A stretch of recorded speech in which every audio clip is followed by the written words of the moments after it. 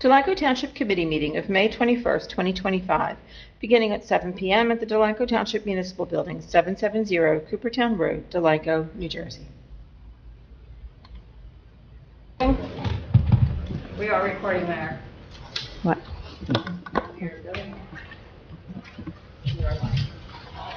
Thank you.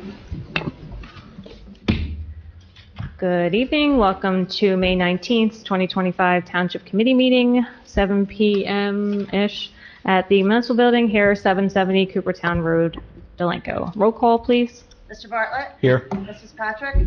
Here. Mr. McFadden? Here. Mr. Olat? Here. Ms. Seuss?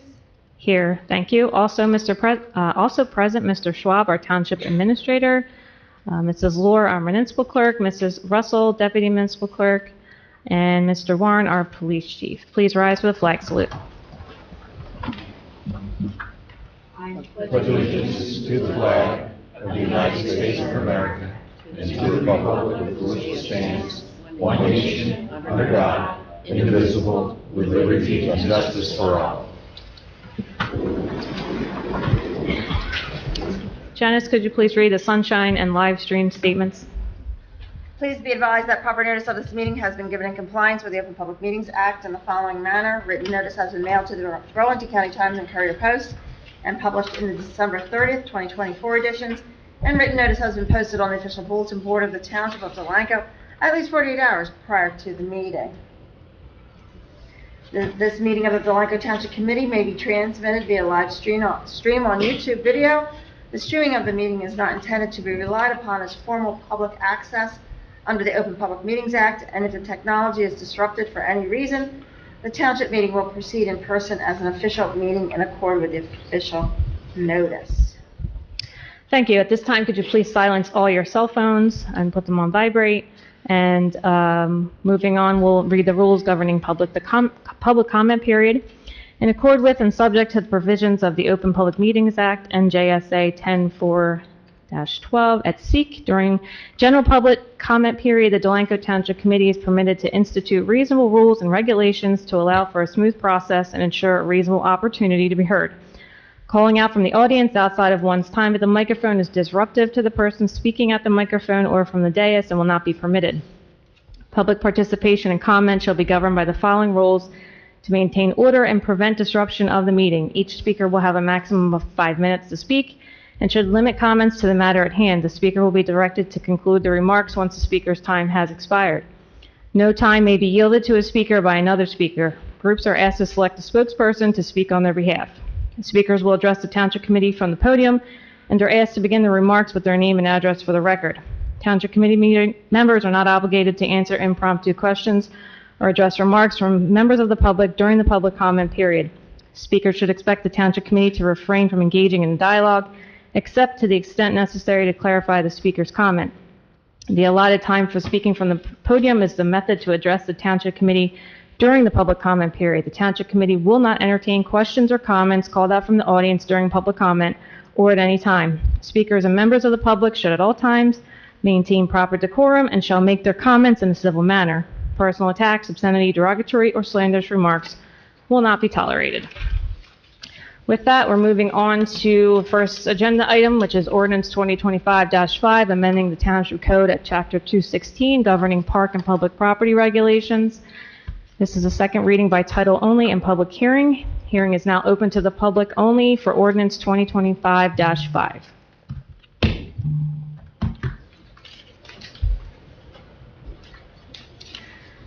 Okay, seeing no members of the public, I will close this hearing. Motion to approve Ordinance 2025-5, please. So moved. Second. Motion by Matt, second by Kate. Roll call, please. Mr. Bartlett? Yes. Mrs. Patrick? Yes. Mr. McFadden? Yes. Mr. Olat? Yes. Ms. Seuss? Yes, thank you. Ordinance 2025-6, a bond ordinance of the Township of Delanco in the County of Burlington, authorizing the purchase of vehicles and equipment for the Public Works and Police Departments, appropriating the sum of $178,000 therefore, and authorizing the issuance of 169,100 bonds or notes of the Township for financing such appropriations and making certain determinations and covenants and authorizing certain related actions in connection with the foregoing. Second reading by title only and public hearing. Hearing is now open to the public only for Ordinance 2025-6. Seeing none, I will close this hearing to the public. Can I get a motion, please? I'll make a motion. Second.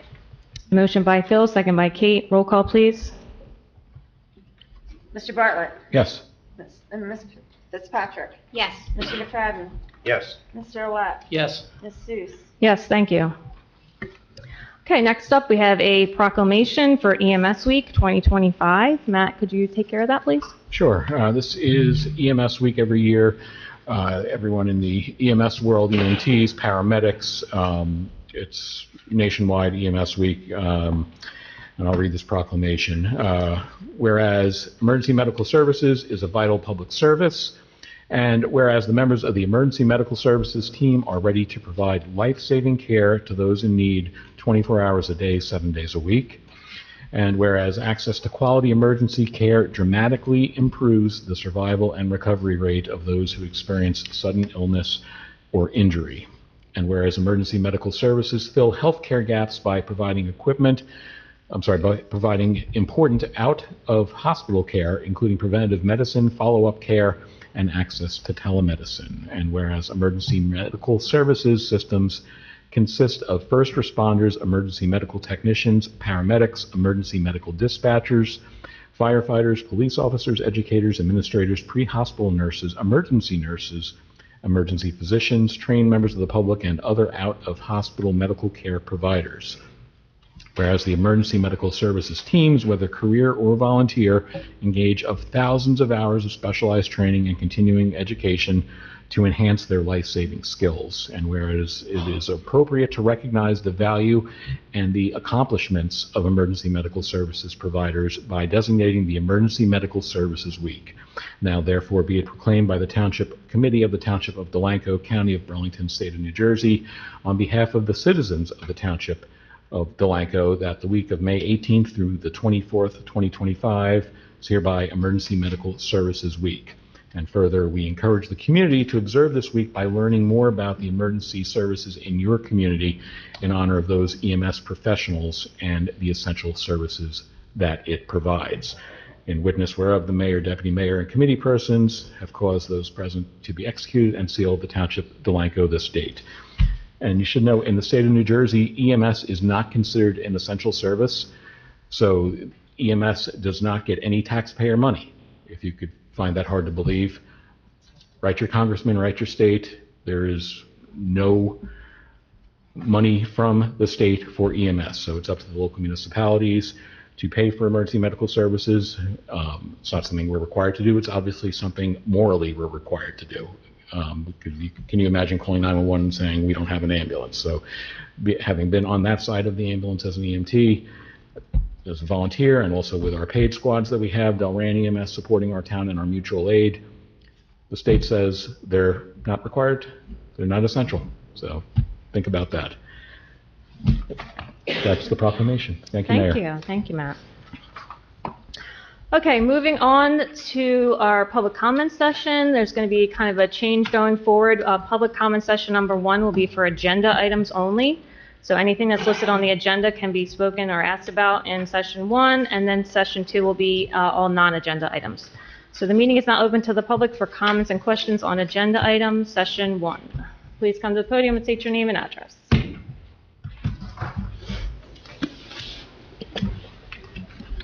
Joanne Lemoyne, 316 Oakford Avenue.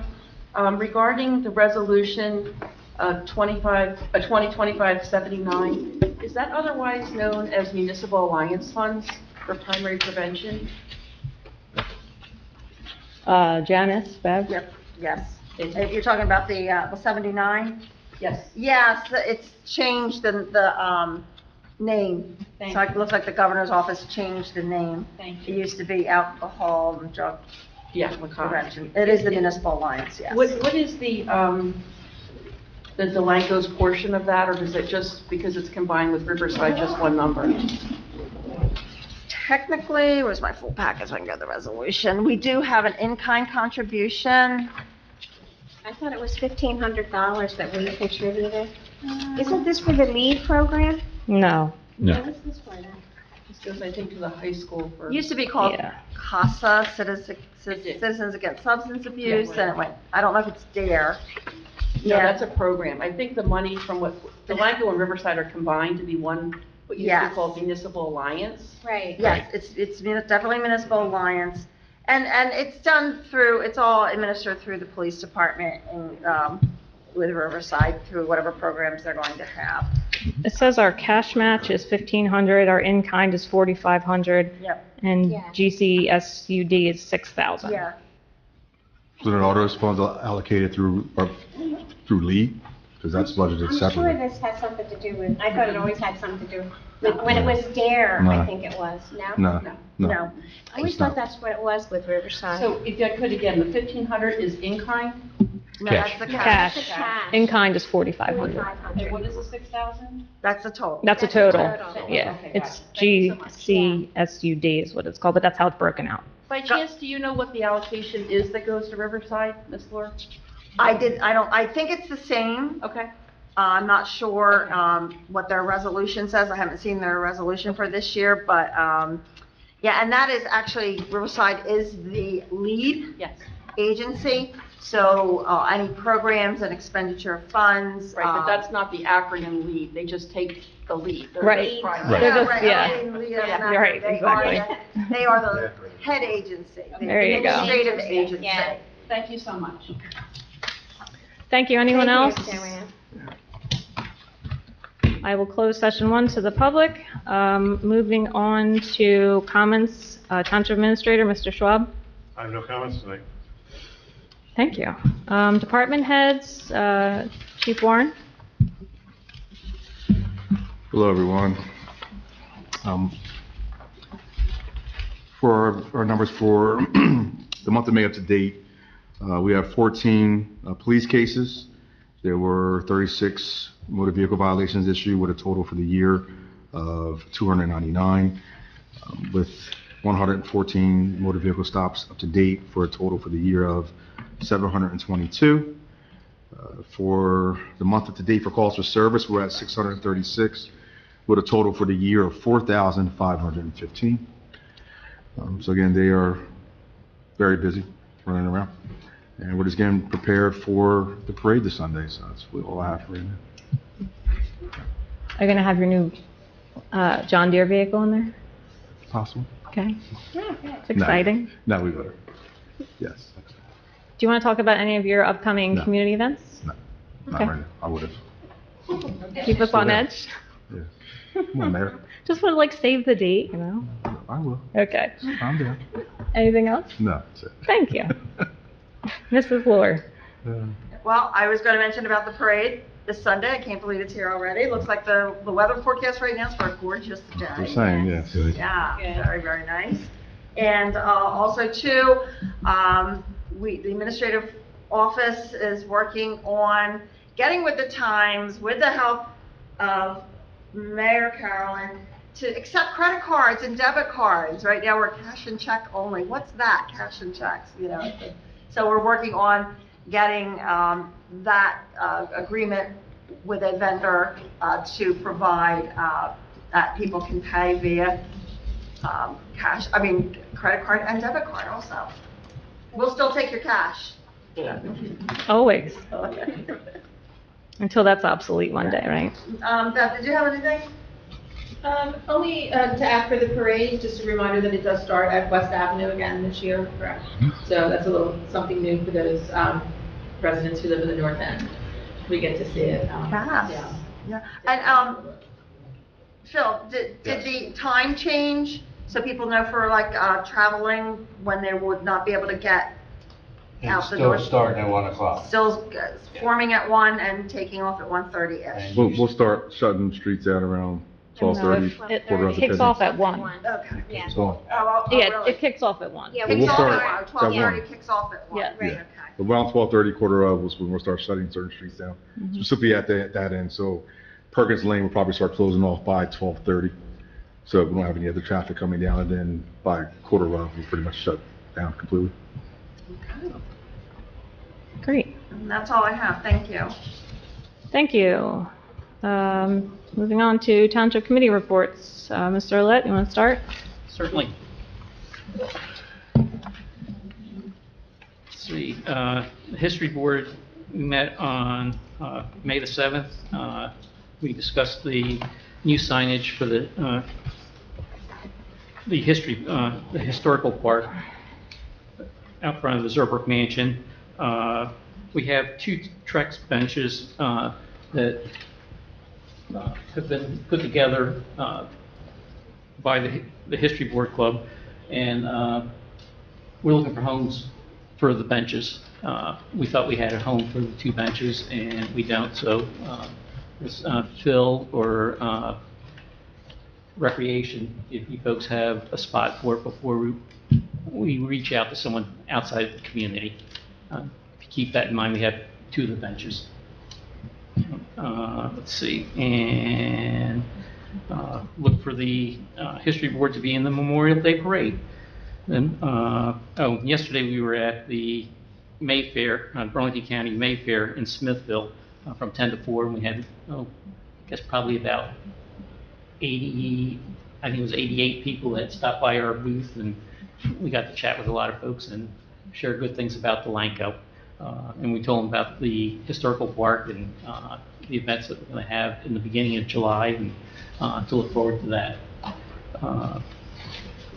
Then the library board met on May the 13th and followed up on the flood event that had taken place in the library on April 22nd. So there was discussion about that. They'll also have a vehicle, I believe, and some folks in the Memorial Day Parade. And they took a look at the bylaws requiring background checks. So that was on their agenda. And then on the 14th, I went to the county commissioners meeting, and they passed a resolution opposing harmful cuts to Medicaid and other health and nutrition programs. Their resolution number is 2025-00276, and that was a resolution from the county commissioners going to the folks in Trenton and mainly DC to be aware that some of the cuts that are being made down in DC that are going to affect a whole bunch of people. So they passed that resolution to pass forward, and that's all I had. Thank you. Mr. McFadden? All right. On May 1st, I attended the EAB meeting. They did have their tree giveaway at the Public Works Garage, and they had a great turnout, along with, I'll fill in from last month, on their April, EAB had a estimated 25 attendees that had went to their bird migration event that was held at the Delanco Public Library. So they're holding some great events. They're still working on rescheduling astronomy night. That date will be determined at a later time.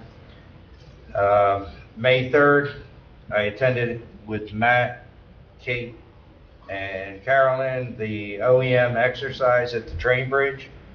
It was very well organized, attended, and it seemed like everybody was on pace and on track if there ever was an accident there. May 4th, the installation of the little library was completed at Gateway, and that was done as his second part. The first one was done at the FOD fields, and Thomas did a great job on his. He was actually Troop 36 out of Mount Holly. And I'm jumping back from last month because we didn't do our speech. May 6th, went to the Joint Land Use Board. They had one of the businesses come in, and they had recommended they do a traffic study and return. May 8th was the recreation meeting. We worked on summer concerts along with the Memorial Day Parade organization, and we're ready to kick that off this weekend. May 12th was the school board meeting to elect vote on electing the new principal of the school. or superintendent, my apologies. And then on May 14th was the regular school board meeting. Members from the county discussed the process of the hiring of the superintendent and how they went at it, and each group and how many were there. So it was a good meeting, good educational. And that's it for me. Thank you. Matt? All right, since I last gave update on April 21st, I attended the fire company meeting on April 28th. Regular business occurred. We held the hoagie sale fundraiser during the wet townwide yard sale. That sold out, so thanks to everyone who attended and came out even with the rainstorm. And Del Riv held their opening day events later in the day. I stopped by for that after we were done with the hoagie sale, and looks like all the kids had a good time despite having torrential downpours, so they were enjoying playing in the mud out there. As Phil mentioned, Delanco OEM held the drill with New Jersey Transit on May 3rd. I reported more on that last meeting, so I won't duplicate that, and Phil talked about that, but it went well. Attended the Board of Ed meeting on April 30th. The budget presentation was given for the 2025-26 school year. The budget had an overall increase, but due to increase in the rate base, there's actually about a 0.3% decrease in the taxes. Nothing incredibly noticeable to the average taxpayer, but it's not an increase, so we have that. They are eliminating the pre-K program this year due to the costs associated with that, and also the overall enrollment counts are down year over year from last year. The complete budget info is up on the school district's website, which is delanco.com. Phil mentioned about the May 12th and 14th meeting. I wasn't able to attend since I was on vacation out of the country, but the board voted in new superintendent of schools, Dr. Ronnie Tashichi. Did I say that right, Joanne? No, Tarshishi. Well, Like you both said two different things, but Dr. T. There you go. Dr. T got sworn in. He has an impressive background. I met him on the April 30th when he stopped by there and had a chance to speak to him for a few minutes. And the board's regular meeting was also on the 14th, so we look forward to him starting. And finally, I spent some time out again with Public Works on Hawk Island, and I'm now pleased to report that all of the final signage, the trail marker signage, is now up, and people are out there enjoying what we have done. So that's all I have to report, Mayor. Thank you, Matt. Yep. Kate? Yes, thank you, Mayor. DISA Del Riv Youth Sports. They're planning the following fundraisers this year: a dine and donate at Crawford's Tuesday, May 20th, Taco Tuesday, pancake breakfast at the Delran VFW, date to be determined. Baseball, t-ball, and softball are in full swing. They plan to march in both parades for Memorial Day at Delanco and Riverside.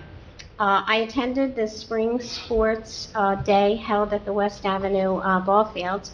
Our mayor threw out the first pitch. The teams were introduced by their coaches, and they all looked great in their colorful uniforms. Their next meeting is May 27th at 7:30 here. Shade Tree, we met on April 23rd. Residents' requests were received as follows: 210 Peachtree Lane, the resident was present. The committee agreed not to take down the trees at this time. The chairman will talk to the sewer authority regarding their recommendations to remove both trees, since there are and/or could interfere with the sewer and water lines. 2819 Colgate, the sidewalks are heaved in one area, and it was suggested to use pavers to ramp over the roots. The resident is not happy with the decision not to remove her trees. 208 Larchmont, the resident who lives across the street has requested this tree to be taken down. A limb hangs over the road, and he has concerns regarding it falling on his property as well. The constant limbs are a mess. And so the commission will continue to watch the growth of the tree, and when we have trees to be cut, maybe they can take a look at the center of the tree to see if there's any decay.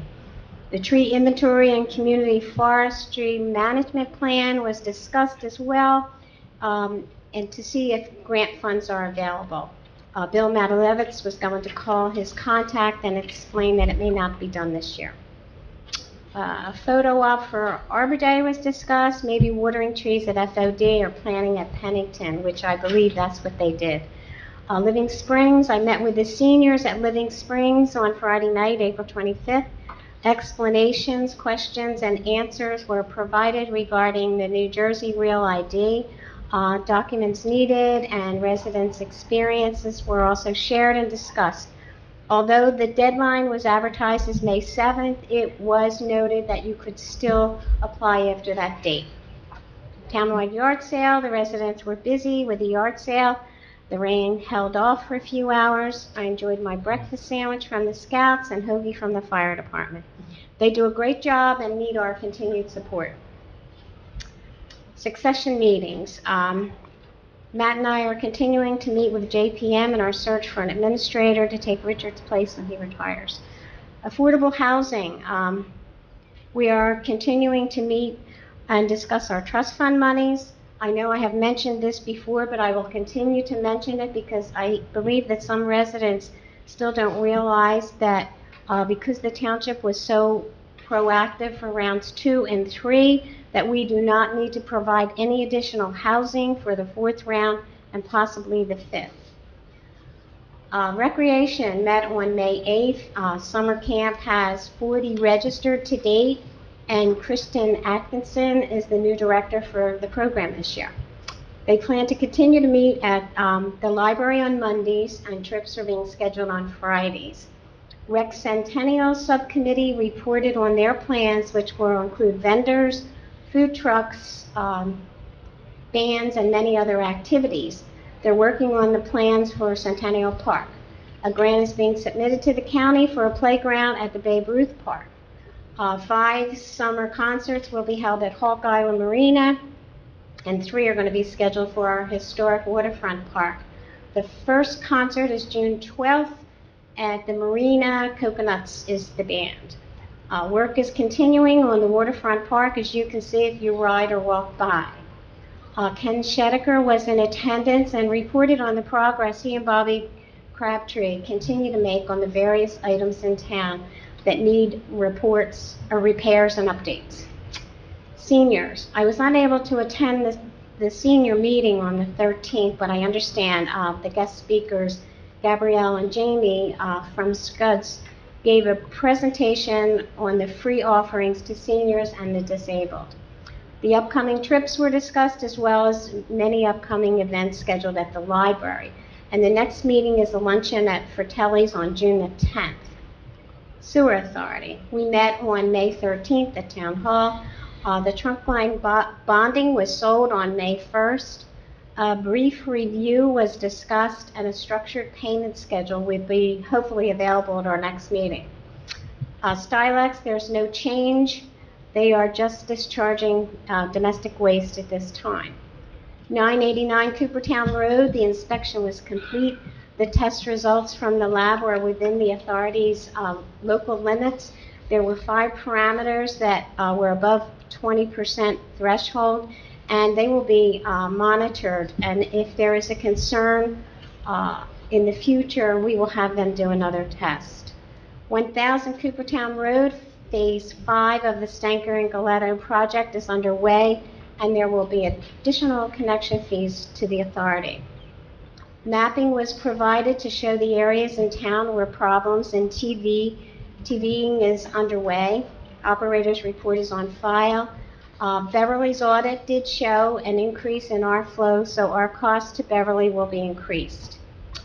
The maintenance bond for the crossings at Delanco Station has been released for the sanitary sewer improvements. And I have no update from the Senator or New Jersey DOT regarding the jug handle. Thank you. Thank you, Kate. Okay, my report, another busy month. April 25th, I was invited to participate in the Arbor Day plantings with the Environmental Committee. So we were able to plant about a dozen saplings at Pennington Park, right along the trail there, so that was nice. Attended the April 30th Board of Ed meeting, as it's been reported. Also attended the Del Riv meeting. The Dine and Donate is actually next week. They changed it because tomorrow's our meeting, I guess. So they changed, I think. So they changed it to the 27th. So the Dine and Donate at Crawford's is the 27th. Oh. I attended the OEM exercise with Bill and Matt, and that was really interesting to watch all the different agencies work together on a train derailment on the bridge. If anything ever happens, I think they're well prepared. It was a great exercise on Saturday. I did attend the Centennial Subcommittee meeting and ongoing planning for our 2 events next year. Tree grant with the DEP tree program that we had a couple years ago. It's finally finalized. There was a 2-year period that we had to wait to make sure the trees were alive, and everybody made it through, and we should be receiving our final funding for that, so we can close that out. The Joint Land Use Board on May 6th, there was 2 applications on the agenda, one for Delanco Auto postponed, and the one for the Fred Kennedy property, their application was not approved to move forward. They had to go back and do the traffic study, as Phil mentioned. On May 7th, I attended the pre-construction meeting for the CDGB handicap ramps that will be moving forward very shortly on those items that were approved for this round. We do still have our application in for the 2025 CDBG. We should be hearing about that soon. And I think that's all I have. Oh, Hawk Island cleanup. Just want to announce that now while we're here. Recreation is scheduling a Hawk Island cleanup. Just do like one before the summer and one after on June the 1st. They'll be posting information about that. It's going to be 1 o'clock on Sunday, June 1st. So do some pre-cleanup before the boaters get out there. And I think that's it. Okay, let's move on to the consent agenda items. Consent agenda items are considered to be routine and will be enacted with a single motion. Any item requiring discussion will be removed from the consent agenda. All consent agenda items will be reflected in full in the minutes. Does anyone have anything they would like to remove from the consent agenda? Yes. Nothing. Sorry, Fran. I'm sorry, go ahead. Just real quick on ordinance 2025-7, can you just fix in the title and the second paragraph, Janice, it refers to Rancocas as road, should be Rancocas Avenue. Okay. Go ahead. Okay, resolution 2025-83, authorizing an emergency appropriation in the 2025 budget. I'd like to have that removed from consent, please. Sure. Anyone else? Okay, ordinance 2025-7, authorizing grant of easement to New Jersey American Water for township property between the intersection of Buttonwood Street and Rancocas Avenue and the Rancocas Creek. This is the first reading by title only and set public hearing date for June 2nd, 2025 at 7 p.m. Resolution 2025-78, an award of bid and contract for 2024 municipal roadway improvement program contingent upon NJ DOT approvals. Resolution 2025-79, Governor's Council on Substance Abuse Disorder, which is the GCSCD-SUD Alliance to Prevent Substance Use Disorder. Resolution 2025-80, tax refund overpayment. Resolution 2025-81, resolution to cancel taxes and refund tax overpayment due to total veteran exemption pursuant to NJSA 54.4-3.30A.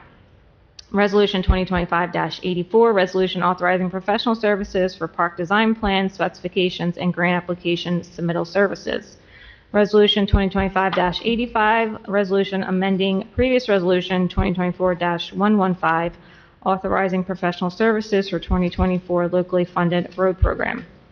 Payment of bills, account current fund $200,474.35. Payroll, $136,560.31. Dog fund, $800. Escrow trust, $345.75. Housing trust, $9,979.01. Approval of the minutes from March 3rd and March 11th. Can I get a motion to approve the consent agenda? So moved. Second. Motion by Matt, second by Kate. Roll call, please. Mr. Bartlett? Yes. Mrs. Patrick? Yes. Mr. McFadden? Yes. Mr. Olet? Yes. Ms. Seuss? Yes, thank you. No. Okay, circling back to resolution 2025-83, authorizing an emergency appropriation in the 2025 budget per NJSA 40A:4-48. Because this is such a unique opportunity that's occurring within our community pertaining to 401 Creek Road and the referendum that will be taking place on July 29th. I'd like to have the clerk read into the minutes the resolution 2025-83 and its, explanation, please. Mr. Early, all the resolutions are posted in full in the minutes. So, was that what you were asking? Well, I'd like to have it read for the public now because our minutes will not be approved until a much further date down the road. And I think that folks need to know that we've got roughly $70,000 that is going to affect our budget either this year or next year, please. I'll be happy to read it into the minutes. Thank you. Resolution 2025-83, authorizing an emergency appropriation in the 2025 budget per NJSA 40A:48. Whereas an emergency has arisen as a result of a special election, expenses resulting from a bond ordinance challenge related to a petition submitted pursuant to NJSA 4049-27 et seq. And no adequate provision was made in the 2025 budget for the aforesaid purpose. Whereas NJSA 40A:4-46 provides for the creation of an emergency appropriation for the purpose mentioned above, and whereas the total amount of the emergency appropriations created included the appropriations to be created by this resolution is $70,000, and 3% of total operating appropriations in the budget for 2024 is $213,450.26. Whereas the foregoing appropriation, together with prior appropriations, does not exceed 3% of total operating appropriations in the budget for 2024. Now, therefore, be it resolved that the Township Committee of the Township of Delanco, County of Burlington, State of New Jersey, by not less than 2/3 of all governing body members, affirmatively concurring that in accordance with NJSA 40A:4-48, that 1, an emergency appropriation is hereby made for clerk other expenses in the amount of $70,000. That said, emergency appropriations shall be provided for in full in the 2026 budget and is requested to be excluded from caps pursuant to NJSA 40A:4-53.3C1, that the Chief Financial Officer has certified that the expenditures to be financed through this resolution are related to the aforementioned emergency, and that 2 certified copies of this resolution will be filed with the Director of the Division of Local Government Services, and that's it. And would you mind reading the certification for emergency appropriations from the Chief Financial Officer, please? Purpose of emergency appropriations, special elections, expenses resulting from a bond ordinance challenge related to a petition submitted pursuant to NJSA 4049-27 et seq. Circumstances that support the emergency resolution, special elections as a result of an estoppel petition, a challenge, and adopted bond ordinance cannot be reasonably anticipated and are not a usual budget operating item planned in the Township Clerk's OE budget. The special election is being held because of the time constraints imposed by an agreement of sale for the purchase of property, which is the purpose of adopted ordinance being challenged. Date of occurrence. The petition was both received and certified by the Municipal Clerk's Office after the adoption of the 2025 budget on April 21st, 2025. Has any contracts been awarded or purchases ordered placed in connections with this emergency appropriation? No. Signed, Julie Edmondson, Chief Financial Officer, dated 5/15, Township of Delanco. Thank you, Mayor. You're welcome.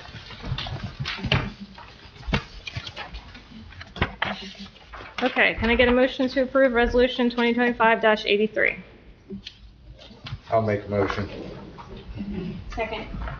Motion by Phil, second by Kate. Roll call, please. Mr. Bartlett? Yes. Ms. Fitzpatrick? Yes. Mr. McFadden? Yes. Mr. Olet? Yes. Ms. Seuss? Yes. Thank you.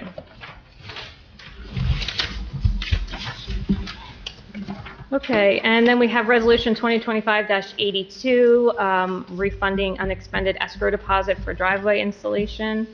Kate has to abstain from this, so can I get a motion, please? So moved. Second. Motion by Kate, motion by Matt, second by Phil. Roll call? Mr. Bartlett. Yes. Ms. Fitzpatrick. Abstain. Mr. McFadden. Yes. Mr. Lat. Yes. Ms. Seuss. Yes, thank you. Correspondence, Janice. I have none. Thank you, Mayor. Great. Okay, meeting is open to the public for comments and questions. This is on general business. Come up to the podium, state your name and address, please.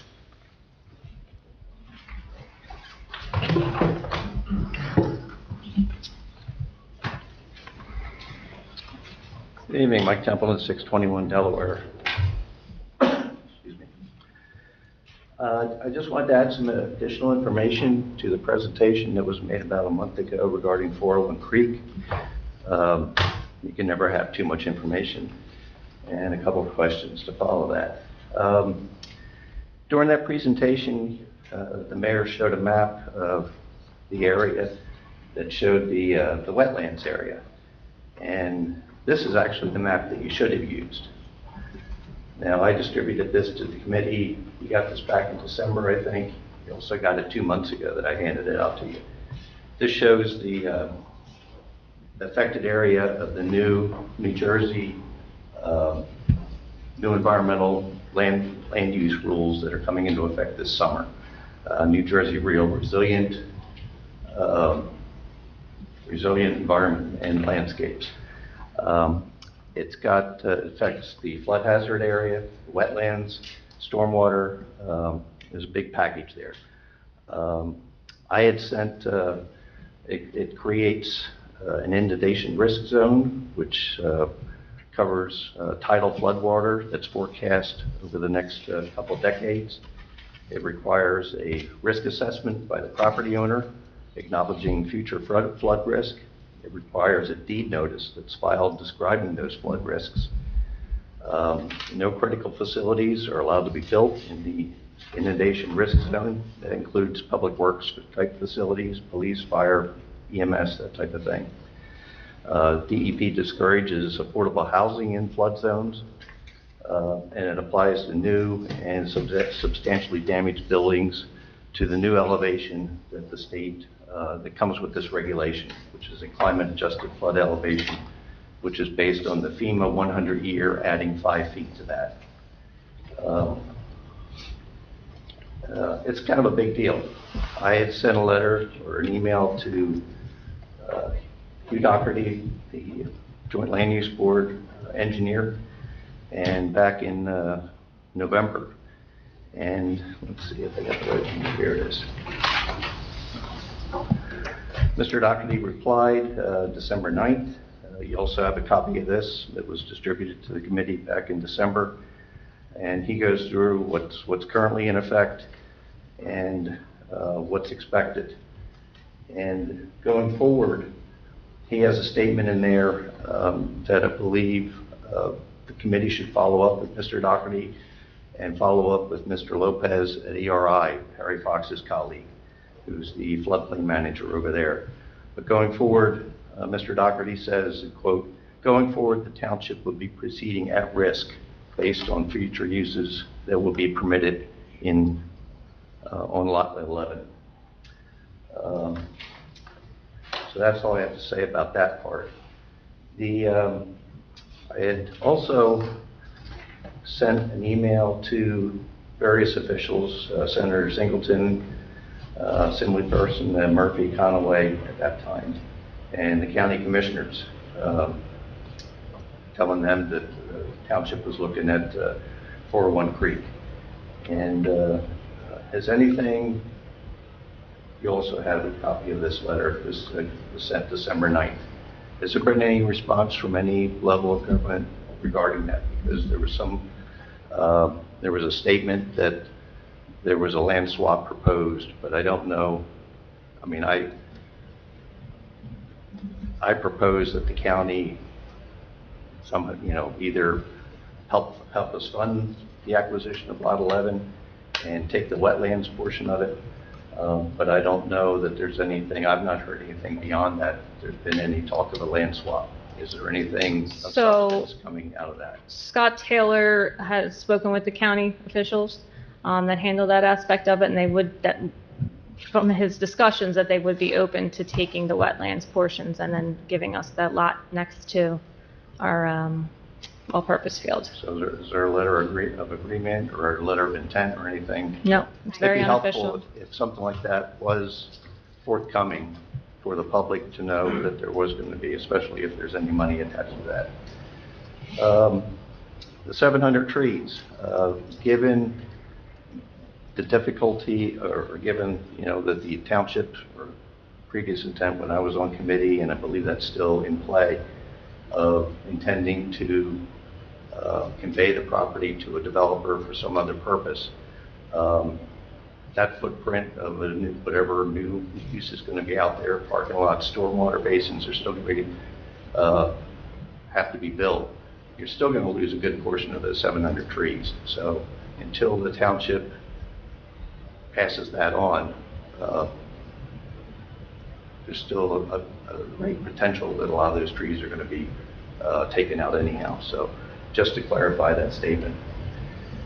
And there was mention of an appraisal report that quoted an appraised price of $5.3 million, and it was in the presentation. It said a date of October 22nd.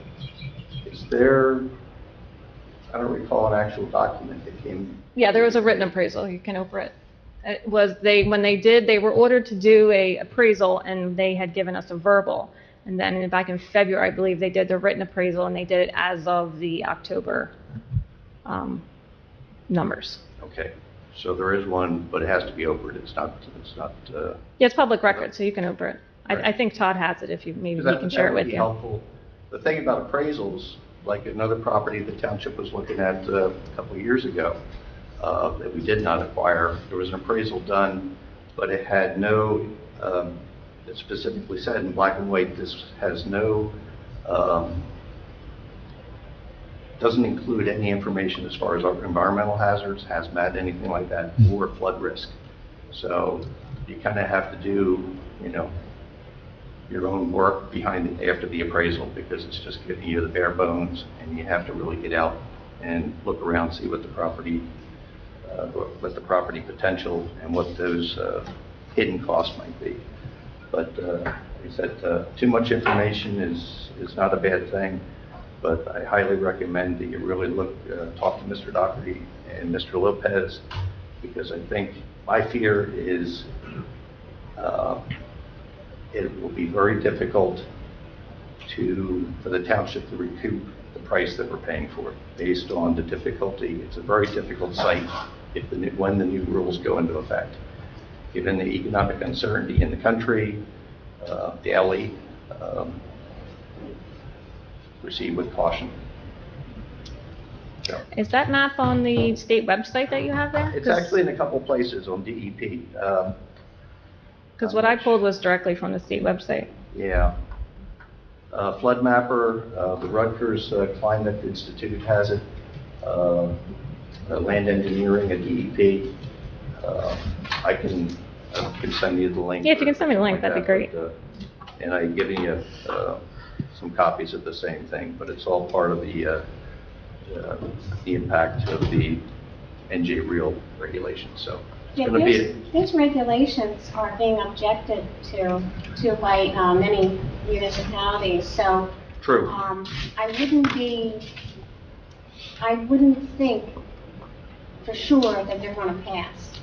Well, the previous round, the same thing happened. There was a lot of objection when they bumped the FEMA flood numbers up at 1 to 3 feet. Right. And this is 5 to 1. So I mean, I think we're considering. Yeah. It'll be a discussion item for us. Yeah, it's really to prepare for the future based on sea level rise, climate change. There's a whole bunch of factors, the probabilities. Basically, it's the numbers that the state and DEP are looking at. There's like a 67% chance that sea level will rise between 2.1 and 5.1 feet by the end of the century. And all the numbers, all the graphs are tracking that direction. And this is really, if you're going to build now, build for the future. build to protect yourself, because it's cheaper to build it right now rather than pay for the damage, pay for the displacement. It also includes, the rules also include elevating roadways. So you have dry access. So that would, be applicable to the road coming out of Riverside to the bridge. Last year, we experienced, a year ago, January Creek Road flooded back in January during that storm. So, we've got water on 2 sides, 3 sides, on a bad day. So it's something to really look at, and it's forward thinking. It's not the usual methodology. FEMA flood numbers, or it's a line on a map. Mother Nature doesn't pay attention to lines on maps, but it's a starting point. But all the FEMA data is based on 1990 historical. What this is looking at is essentially 1990 going forward and what we've experienced. And we've experienced some very unusual events. So thanks for the time. Thank you. Mark. Thanks, Mike. Anyone else?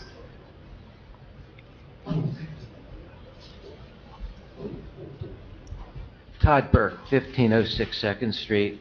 I was hoping that there would be some kind of a public report on progress about 401 Creek Road. I understand that the Phase 1 study, which was paid for by the seller, is not open to Oprah requests, but I don't know what the project showed, and I was hoping that we would have some information on that.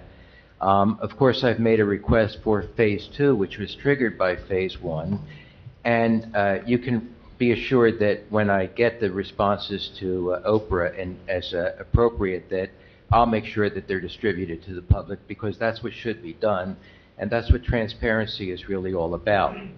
Now, I've heard it said repeatedly that we should all pull together and do this project as a Delanco community effort, but the fact of the matter is that it actually only benefits about 10 homes in Newton's Landing, which abut the property in question and for which there will be barriers. There will be protection for those homes on either side. The ball field on one side, if there is a facility there, and the homes on the other side. Well, most of Newton's Landing, fortunately for them, get tax abatements, so they're not really going to feel the pinch. But I can assure everyone on YouTube, just like I can assure everyone in the room, that of course, if this proposal goes through, your tax is going to jump, they're going to increase, they're going to keep increasing, they'll stay high, and they will never, ever, ever come down, no matter what happens with the property. If the property is intended to be flipped, which I think is highly unlikely, given the current state of the economy and what it would cost to do any kind of projected construction there also, if that's the idea, then basically what you're doing is you're engaged in real estate speculation with other people's money. And the other people are us, the taxpayers. And we're not happy about you playing games with our money and investing in real estate speculation on our dime. That's not the role here, okay? And if the proposal does go through and the township makes use of the property, there's been no discussion and no proposals and no solid information about reconstruction or reconfiguring exactly what's going on with the property for township use, and remediation of whatever hazmat materials may be there, which we haven't been informed about, and I hope that we are if it happens, or anything else. And I'm just wondering when we're going to get estimates for how much it would cost the taxpayers, not the township, us, the taxpayers, if the property has to be remediated and there has to be some reconstruction there. And I'm wondering if anybody's figured out how much this is going to cost and when it's going to be attached to this proposal, so the taxpayers are again fully aware. What's it going to cost in addition to this money? $1 million, $2 million, $5.3 million? Nobody knows, because nobody's told us. And those are some of the reasons why I'm opposed to the township getting involved with purchasing 401 Creek Road. Thank you. Thank you. Thank you. So, I anticipated you would be here asking us questions, so I waited until now to let you know. Late Friday, we did get our environmental study back, Phase 2, and all clear. No issues, no concerns. Mrs. Lord will be getting that to you this week, as you did already over it, so she'll be happy to get that over to you. So 0 millions to remediate, because there's no remediation necessary. A couple other things that you mentioned, tax abatements. We don't offer tax abatements. That's something that through the seniors that they have to do through the state. So there's no tax abatements here. As we've said several times, we're purchasing this property for general municipal purposes. We do not have a concrete plan, and we can only purchase it for general municipal purposes. So there will not be anything going forward about what we're doing there until we purchase the property. You had mentioned that the 10 houses and the field has protection from barriers. There's no protective barriers anticipated if that truck repair facility is going to be built. There's minor buffers with landscape. There's no actual protection. There's no soundproofing. Just wanted to point that out. That's my few takeaways. Anybody else have anything they want to say? Yes. I received a response text pertaining to Phase 1 and Phase 2 from our engineer, and said there was not a Phase 1 or Phase 2 completed, and that the surface testing was done on the site. And so I think we need further clarification on this Phase 1, Phase 2 issue. Phase 1 was done by the seller. Correct. Okay. Which we know was flawed. Well, that's your opinion. It's also Ms. Fitzpatrick's opinion from the last meeting. I think there's items in there about other properties that were unnecessary. It wasn't flawed, and that was not her words. Yeah, I don't remember saying it was flawed. Is that it wasn't complete for our records. That's why we did the Phase 2. And we did the letter that Harry sent us. The letter that Harry sent us. Do you have a copy of that letter? Yes, I'm pulling it up right now. I didn't understand that to be just surface only. Okay. I could be wrong.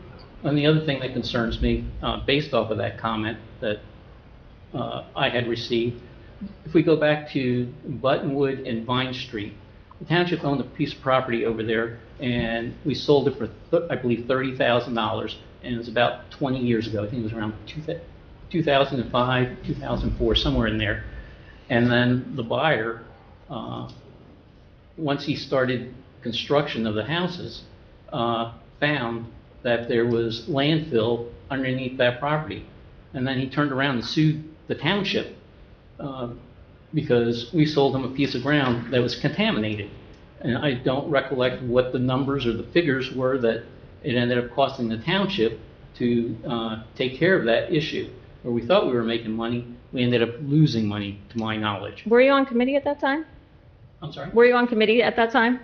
I was not. I was a member of the public. Was there environmental borings done? I have no idea. I do not believe there was. No, there were. That property was demolished years ago. Right. Long before my time on township committee, and when the township sold it to a resident in Delanco who does build, when he was starting his building, there was, that's what it was. There was a problem, and he litigated it, and we did settle it with him. But it wasn't something that the township committee at that time was aware of when we sold that property. Correct, and that's my point. Because it had been done so many years ago. Right. And there were no borings at that time. And I guess things happened. That was True. it. And so I don't know about this property, whether or not borings were made. And so here we got $3.6 million that we want to bond, and we as the government need to protect people's money, and we need to do a Phase 1, get it done right. If Phase 2 that requires it, do it right, and protect the folks' interest in their dollars here in town. Yeah, I understood. That's what we just did. Harry's report. No, he didn't do a Phase 1, he didn't do a Phase 2. Fern, do you know what a Phase 1 is? It's going through the reports and looking at the different history of the site. And so if Phase 1 by Criterion, who is selling the property, we know that it was a flawed report, It included two other lots, I believe, Across the street. 450 and 500. That they across the also street, own, yes. Right? And as you're reading through the 800 and some pages, okay, the issue that we're dealing with over on 401 Creek Road, we need to investigate. We can't rely on false information or misguided information. So, I don't mean to interrupt you, but of phase one, all that is going to do is let you know if you need to do a phase two, which we are already doing. Right. That's all a phase one is. I deal with this every day at work. A phase one report is basically going through data miner, submitting OPRAs to the townships, submitting OPRAs to the fire department, OPRAs to the DEP, getting any reports that they have. And based on that, the author of the phase one, whether it's an LSRP or an environmental company, what they will do is determine if there are any areas of concerns, and that you would then go out and do your phase two. So, That, regardless if that report is flawed, as you say, because it includes two other properties across the street, which that's sometimes normal, sometimes not to include other ones in the purchase, they still went ahead and did the phase two, which if the phase one said it recommended a phase two, they would be doing the same thing. Right. That's all the phase one is. Would a phase two, It would cover us. would the phase two include, I guess, core sampling or going below the surface? It all depends on what the areas of concerns are. and that's what we just did. Let me read the letter from ERI. A lot of times our phase twos are surface, a lot of times phase twos are doing a GPR study to see if there's any buried tanks. I had a phase two when I purchased my building on Burlington Avenue, and that consisted of a GPR and some cores. There are some areas that were just surface. It's all depends on what the environmental consultant recommends. For each project is completely different. There's no universal standard. May 15th. Okay, And again, I would like us to make sure that we're protected, because down the road, if we go to sell this course. property to somebody else and they get into it, and we end up with the same thing that from history of 20 years ago. of course, that's why we had That's a why ERI is going 95-day out there. due diligence period, Right. and we had our Exactly. engineers go out there. So, I'll just read this into the record from ERI. Yeah. Okay, thank you. Regarding, this is the investigation summary, soil and groundwater investigation results regarding 401 Creek Road, Block 2100, Lot 11. Dear Mr. Schwab, hold on, no, I got a dry mouth, hold on. Environmental ERI Resolutions has prepared this letter to summarize the results of a soil and groundwater investigation completed at the above referenced site. The investigation was limited to the collection of 5 surface soil samples, 3 subsurface samples, and 1 groundwater sample. Sampling locations are depicted on the attached sample location map. Soil samples S1 through S5 were collected from a depth of 0 to 0.5 feet and were analyzed for arsenic, lead, target compound list, TCL pesticides. Samples S1 through S3 were further analyzed for extractable petroleum hydrocarbons, which is EPH, TCL semi-volatile organic compounds, TCL PCBs, and target anavolite list, which is TAL metals. The detections reported by the laboratory did not exceed applicable New Jersey environmental DEP soil remediation standards. Soil samples SB1 through SB3 were collected from a depth of 4 to 4.5 feet from borings advanced at the septic field location. The samples were analyzed for TCL volatile organic compounds and EPH. No detections were reported by the laboratory. A groundwater sample was collected from a temporary well point installed at the septic field and was analyzed for TCL volatile organic compounds and TCL semi-volatile organic compounds. No detections were reported by the laboratory. If you have any questions, please feel free to call Mark Sellover, LSRP, NPG, whatever that means.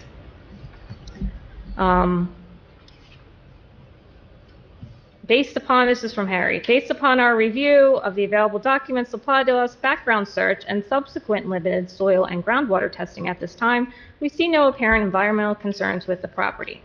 In addition, we have reviewed existing stormwater and flood hazard rules and see no reason that future residential or any other development could not occur on this site. We will provide a full report, including lab results, this week. So that is still forthcoming. but they wanted to get that summary to us. So I don't know what else we can do. Sounds pretty comprehensive. Anybody else? Public comment? Well, they can respond to that. Have them respond to that. I'm curious. Did you have anything you wanted to say about that? Did that satisfy your concerns? Thank you. Does it satisfy my total concerns?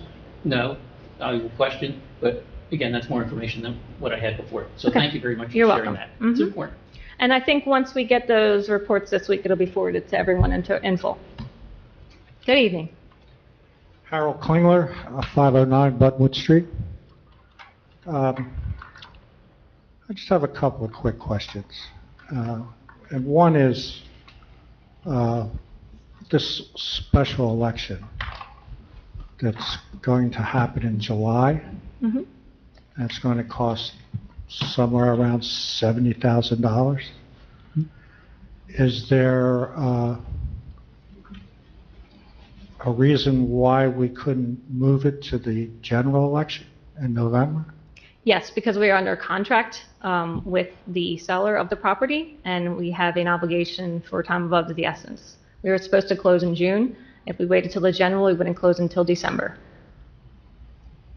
What happens if we don't meet the contract? We could be sued. You're saying if the bond is voted down? Well, is the July election past the contract? Yes. So there'll be a contract extension to make up for that time. They've agreed to that, but they would, so understand that their tenant is vacating the property at the end of this month. So every month that they don't have revenue coming in is lost revenue for them. So, my opinion, they would come back to us and say, if you're not going to, have an answer to us by December, you're going to have to pay us for that. So either way, we're going to be putting money out of our pocket. Have we asked them if they would wait till November? It's our attorney's opinion that it's not even something we would even have a discussion about, that we have to do it. Well, that's an awful lot of opinions to just a simple phone call.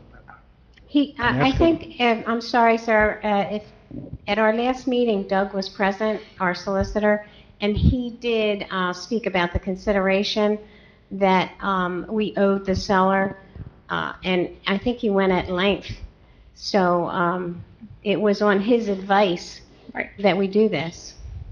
My question again, have we gave them a call and asked them? I'm sure he's had conversations with them. He actually stated that at the last meeting. I'm sure he did, he might have.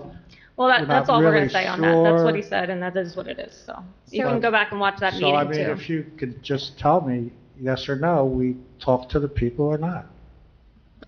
We've said what we said about that matter. Nothing else So to you say. haven't talked to the people? Okay, that's fine. That's a simple Oh, answer. no, our You solicitor- haven't- Our you solicitor is haven't handling. talked- He doesn't tell us every discussion that he has with Yeah. them, but it was his recommendation. Well, who's paying the solicitor? Us? Understood. Or the real estate people? Or whoever they Understood. are? Do you have anything else that you'd like to ask? Yeah, I'd like to just say that, state that I'd rather see the election in November and save the township $70,000. I mean, maybe it's not a lot in some people's minds, but 70,000 is a lot in my mind.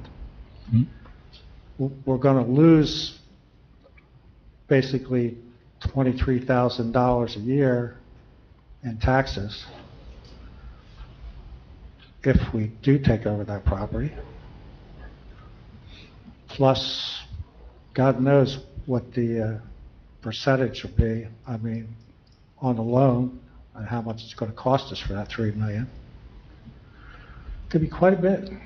So, and I know we didn't get to this point with this resolution if the town wasn't concerned about it, because we would have never got here. So I think the town is concerned. Hopefully if it goes according to this, and there is an election in July, bad time to have an election for the township, well, for the people of the town, because most people are already have vacations going and things of that matter, where we know they're going to be out there in November. Well, there is an option to have a mail-in ballot, and they are able to do that with the special election. There's still plenty of time to register for that. Okay. All right, thank you. Thank you. Anybody else? Hi, Michelle Siebert, 1506 2nd Street. As the gentleman before me stated, have we published what this loan is going to encompass? What are the terms of the loan? How long the bond is going to be?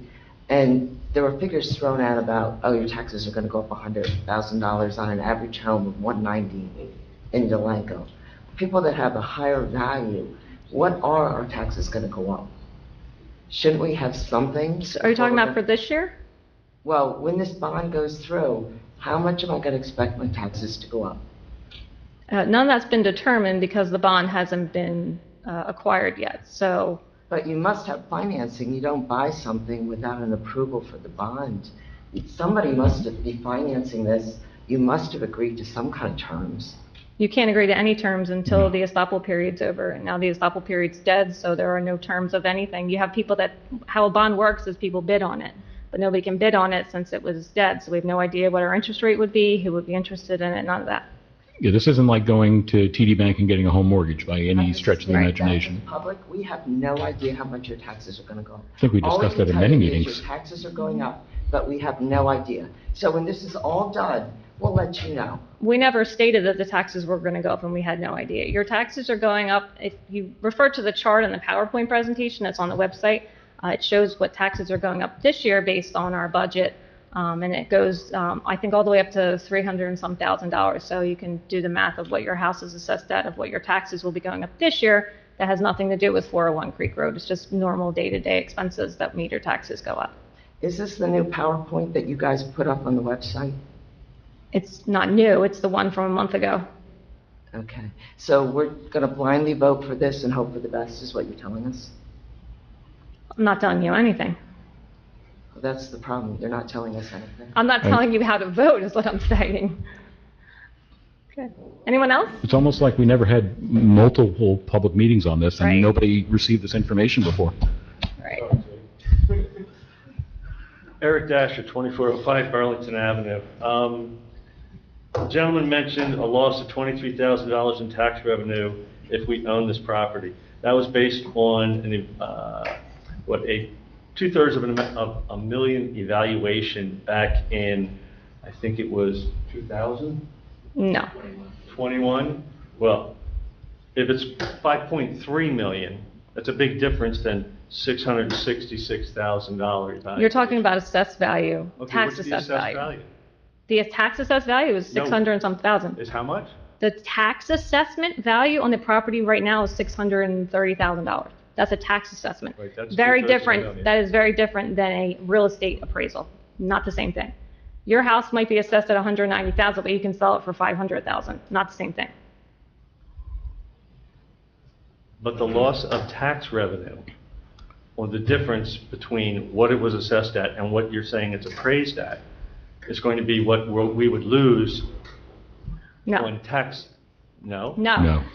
What we buy a property for has nothing to do with the tax assessment value. It's assessed, it's based what its value is in the tax world. It has nothing to do with real estate value. Mr. Dasher, if this bond, let's just say this bond fails and Criterion goes ahead and builds this truck repair facility, the taxes are $23,000 a year. They're not getting any increased taxes on that. They'll get very minimal based on the pavement. So maybe they get $26,000 a year in tax revenue, which, by the way, the town only gets a third of that. So Delanco Township itself gets about $7,000 of that $23,000. The rest goes to the school and the county. Well, this is based upon our last, townwide evaluation, which I believe was in 2014, 15. Yeah, something like that. So, I mean, my house is assessed at $295,000. I could sell it for double that. It doesn't have anything. One has nothing to do with the other. Okay, the other thing that was said was we're in a rush because if this doesn't go through, we're going to get sued. But according to the contract, it states that if the bond doesn't pass, the contract is null and void and we are not obligated to pay anything. That is correct. I was referring to if we do not have an obligation and under due diligence, we could get sued. But you are correct. There's a contractual provision if we cannot get financing that. Okay, you're a little misleading, I was answering the question that was asked. in a So misleading way to the public. that's Okay, your opinion. You put it out there that, hey, we could get sued for this. When that Well, is we can not get the sued case. for anything, whether there's a contract provision or not. Come on, Anybody you know can better sue than that. anything. Anybody can get sued for anything. You're right. You're right. Absolutely. Yeah. But you're putting it out to the public, the people at Delanco, that's like, hey, if we don't do it, we're going to get sued. So one way or the other, we're going to lose money. Well, that's your opinion. No, it's not an opinion. That's how I was referring to him was his question. So The fact is, if the bond is not approved, everybody walks away and we lose nothing. the only That money is that we not how would you lose is what we present it. have invested in it, which is our environmental, our legal, our engineering. So that money we would lose. And any other time that we have into that's money we would lose. We're going to lose that anyway. That's my point. The point is, that's what we would lose. If this doesn't go through, we're losing that. Either way. Okay. You present things in a very shady way. That's your opinion. It is my opinion and Okay, a lot thank of you, other sir. people. You can sit down. Anyone else? You want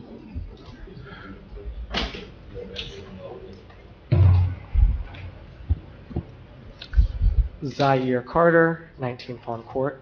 I'm sorry, what? 19? Fawn. Fawn? Yep. I just had a couple of questions about the Delanco Township Information YouTube channel. Who runs the Delanco Township Information YouTube channel? So the Delanco Township staff in the office?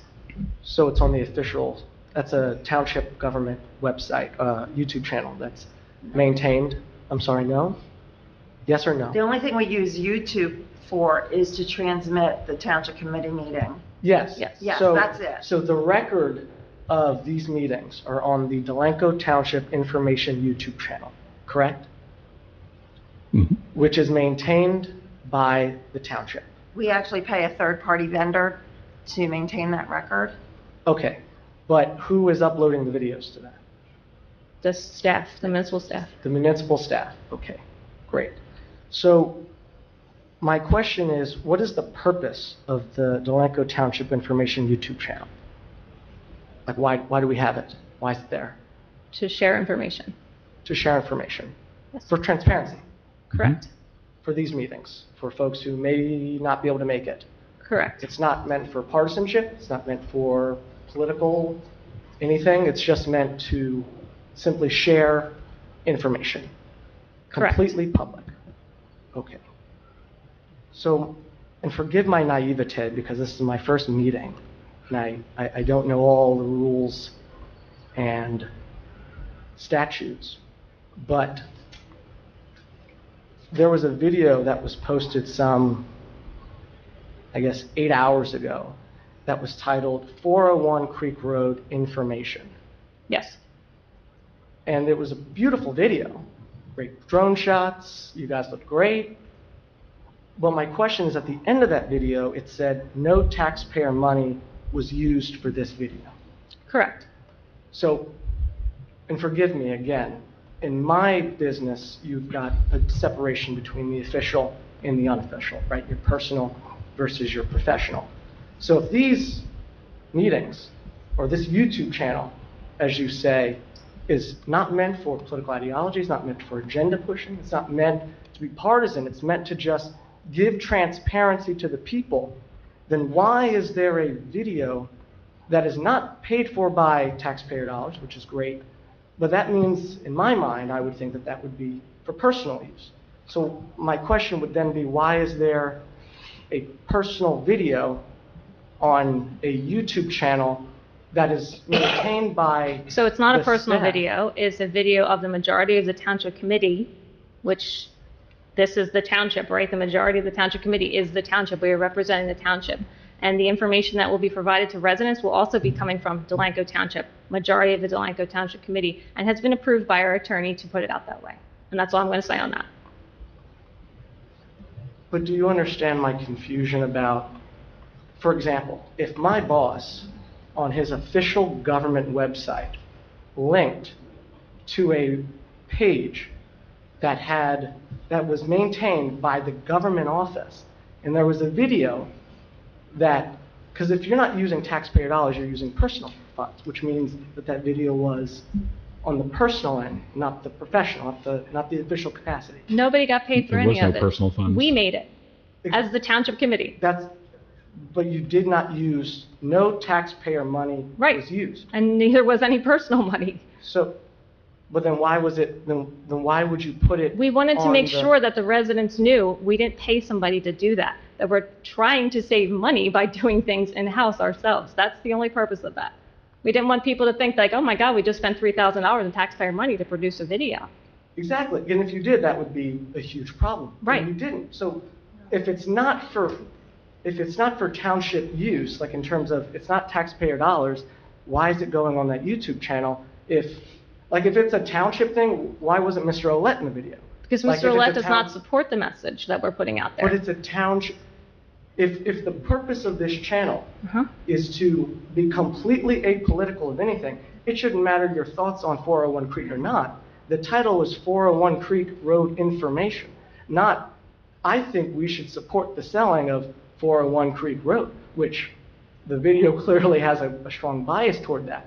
So I was confused, because it was my first time going to that channel, that you have a list going back to 23 of all of the committee meetings, and the only, what a huge precedent to break to use the one video that apparently is being maintained by the township staff, whether that's the clerk or whoever, but there is now a personal video, a video used for personal use, regardless of the ratio of who agrees with it or not, on a page that was not designed for that. Okay, I understand your point. Like I said, it was run by our legal representation, and he said we could put it out the way we put it out, and that's how it was put out. So whether you feel it's personal or not, it represents the township majority, and that's how it was put out. So I appreciate your comments. Your 5 minutes is actually up, so thank you so much. Anyone else? Thank you. Does it have to be on that subject, or can it be on? It's on anything. Okay. He just put up this morning, so we can link it to the page out. Hi, my name is Greg Williams, 712 Hickory Street. I'd like to thank you all for your service, and I hope you're all having a good evening tonight. I'm not concerned with 401, whatever. I'm concerned with my little place in paradise. I've been kind of elected as a very, just kind of a representative from the neighbors, about 8 neighbors on 700 block. Really, I just have 2 questions. I need the definition, because I looked up S21-1, and that is the noise ordinance. So it says, the residents of Township had an issue, and I actually spoke with an officer who shall remain nameless, and he said there was really nothing I could do since they were doing what they were doing in their backyard on private property. Okay. So I looked up the statute, and it says, excessive sound and vibration or other unnecessary noise that may jeopardize or be detrimental to their health or welfare or safety, or which may degrade the quality of life as well as the environmental integrity of Delanco. And my wife works from home. And basically it is a dirt bike. And it's my next door neighbor. And they drive the dirt bike around in circles. And the kid is about 11. And the reason I'm here is I can't communicate with any of them because none of them speak English. So I can't talk to them. So I go, run, no bueno, no bueno, run, no bueno. So I went and I spoke to the officer who was on duty. And he said, there's really nothing you can do. So I guess what I need to know is, what is the definition of unnecessary noise and quality of life? I'll answer that for you. Yeah. You were misinformed. You have absolutely the right to sign a complaint, sir. I thought so. What is loud to me may not be loud to you. Correct. Or some other one. So you have every right to, because what happens a lot of times, more often than not, we'll get a call for service for a noise issue. And sometimes when the officers arrive, that noise is happening. It's active. Correct. More often than not, though, it's not. Correct. So since we're not hearing it now, and only you did, we're going to tell you, sir, you have a right to come to the station and sign a complaint. About 5 days after I spoke with this officer, that officer caught the kid, the 12-year-old, riding a motorcycle in the field on Walnut Street School. Yes, sir, absolutely, yeah. So, there it is. Well, it's not, I wouldn't think it was a question of whether you were lying or not, that the bike didn't exist. No, the only thing the reason I'm here is, can I pursue this? You can go right, if you want, I'll walk you over, you can sign a complaint right now. Correct, yeah. Well, and it wouldn't be just me, it would be me and the other. Well, they'd have to come do that on their own, but if you want to sign, you can't sign a complaint on behalf of someone else. Correct. But if you want to sign a complaint, I'll walk you over right now, you can sign a complaint. No, but now I know I got a leg to stand on. Absolutely, yeah. And understand too, even though our ordinance states it's 7 a.m. to 10 p.m. on the weekdays, 11 p.m. on the weekend, that still doesn't mean that at 2 p.m. I can set up my band out in my backyard. Right, and this is 2 o'clock. It can still be excessive. So, and it really doesn't bother me, but my wife works from home. It's spring, the doors are open. He's literally 30 feet from my dining room.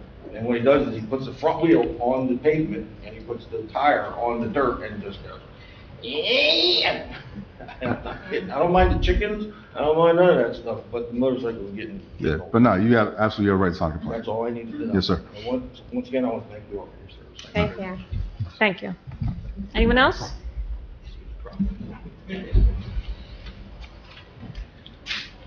Hi, Peter Fritz, 303 Union Avenue, and 20-year member of the History Board.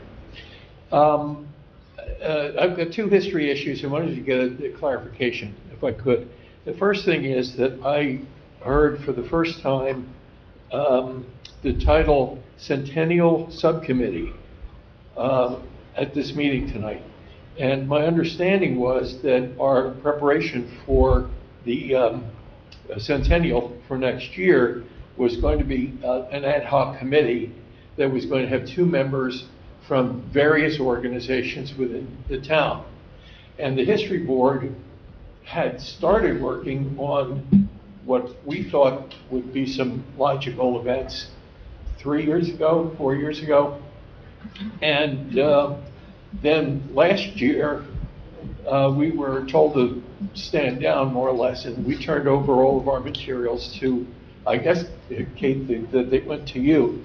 And we were told that this ad hoc committee was going to be created, and we were going to meet and work together to come up with a plan for the year. But we haven't been communicated at all in terms of what the meetings are or when they are, and I don't know how we fit in now. And I think Recreation took over as the committee for the centennial. That's what I'd heard. Yes. Okay, but nothing. You didn't turn any material over to me. I didn't. Well, I gave you all the notes that we got from Steve. Yeah, I don't have any notes from you, but I just had the names of the people who signed up, and Rec will be contacting them. Right now, Rec is just brainstorming on how to set it up and what to do, and they will be contacting all the people who volunteered to be a part, which was the history board, the joint land use, the library, I think maybe. I know I had different, I gave them the list of everyone who volunteered. And so they will be in touch with you once they have the format, where they're going to do it, what they're going to do, and ask you to take over a certain project or something, or give your ideas. But that's, recreation is taken over. But you didn't give me any, I didn't have any notes from you. I just had a list of who was volunteering. I had a folder. I thought I gave you the folder. No, I never got your folder. Our minutes from the meetings that we had several years ago about So that. if you have that folder, hang on to it until you come to the meeting, because I don't have it, Peter. Well, so if you're brainstorming what's going to happen, but history's not involved in the brainstorming, I don't see. It was more of a setup thing, a layout of how how we have to collect fundraising, do we have to set up a nonprofit, how they account, more like housekeeping stuff. So when we get down to, we have some dates in mind for next year, so we didn't want to have 15 people all at once trying to figure that out. They wanted to figure out kind of the baseline and then bring everybody in to conglomerate of all the different ideas and stuff. Great. So you'll be getting an invitation to a meeting very soon. All right, good. Yeah. So we're looking forward to getting an invitation for that. The other question I had really goes back 2 meetings. When you folks passed a resolution about removing a fence at the archaeological site over at Newton Russ Farmhouse. And I would be interested to know if anybody on the staff or anybody on the township committee contacted the New Jersey Historic Preservation Office to have a discussion about what function that fence served. They're very hard to reach. And after you passed the resolution, and I kind of knew what the situation was, but I wanted to talk to them, and I called them. It took several weeks before anybody even called me back. But there could be an issue. And I did see that after you passed the resolution, 2 days later, the fence was gone and replaced by 4 little concrete blocks that are flush with the ground or something like that, which doesn't seem like much of a barrier, which I think the fence was. I don't think it was a barrier. It was more just kind of like a marking was what that fence was for. And they're also going to be putting a sign out there to let people know what it was as well. Well, the problem is that you don't really want to tell people what it was, so the sign might just say, "Don't ask." Well, we want people to know, 10 years from now that this exists, and that's why that is there. Because it's in like a small paragraph in like the middle of like an HOA document. So it's not something that is, stands out to anybody. And when we have people retiring, it may get lost in translation. So we thought the sign would be that concerns me appropriate. as well. Sure. So that's kind of the stance we took. And at least there's still the markings out there so you know the property lines. Okay, we do have, there are 12 historic sites in Delanco that are on the list from the State Historic Preservation Office.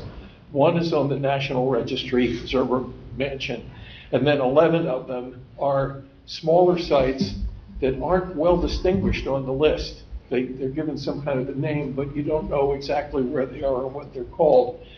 I'm trying to get clarification from the office for them to tell us as a history board where it is so we know what we're supposed to be keeping an eye on. And I wondered if you have a contact at the office that I don't know about, that would be a good thing to have.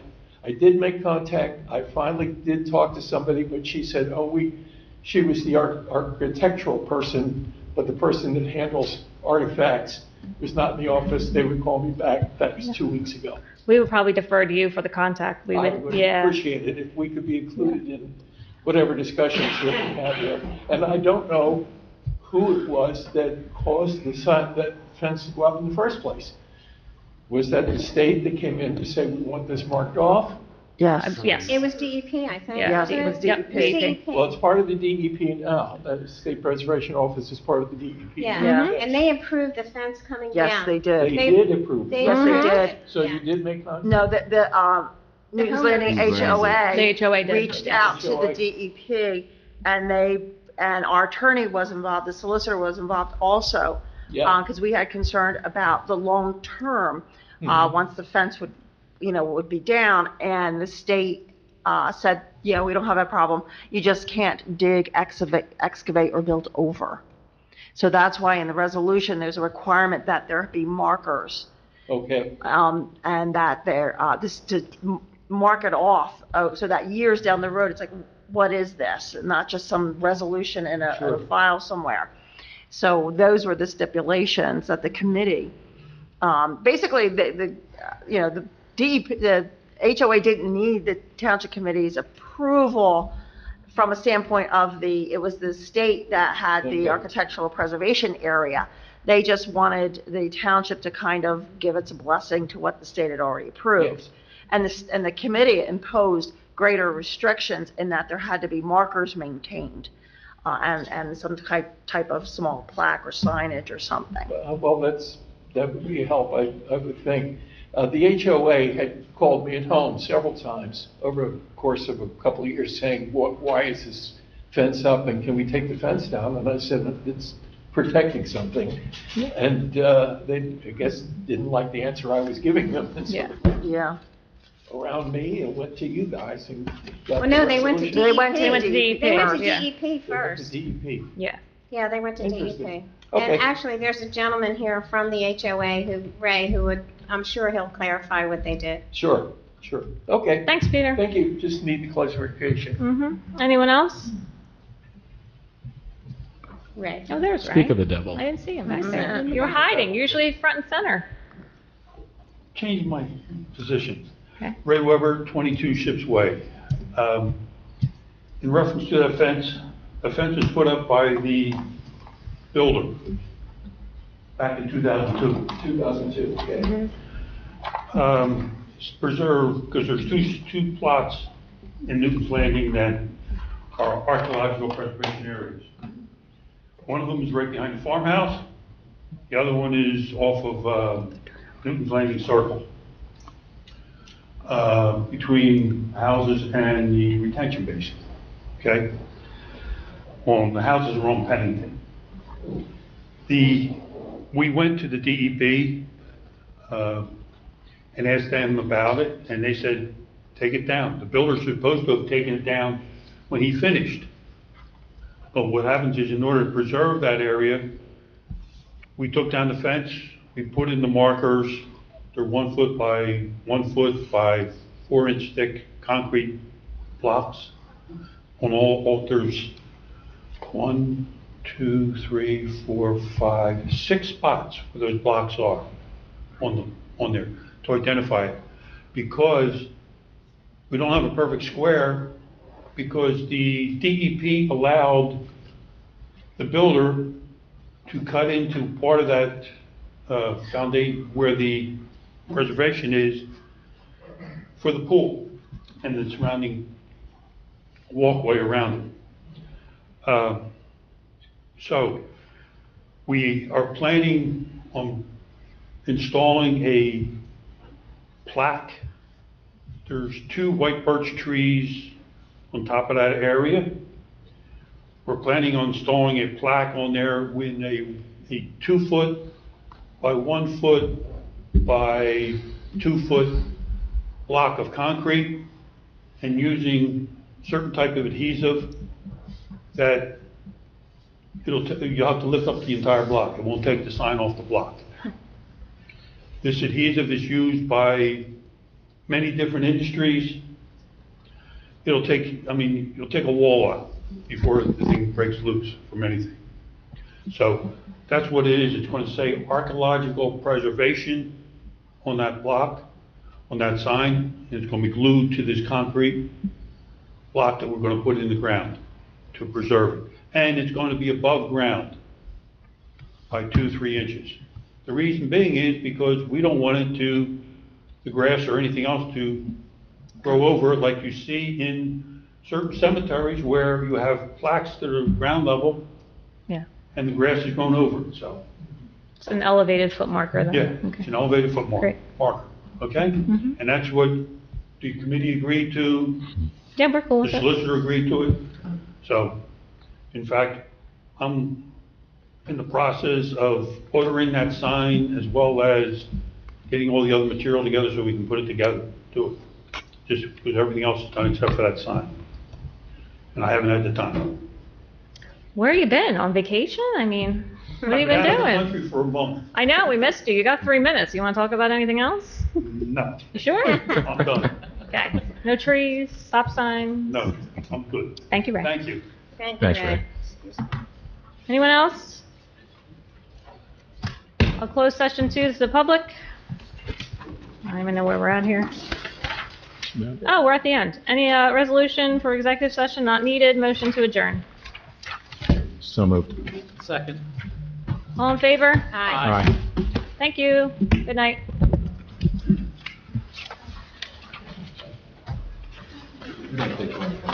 We're getting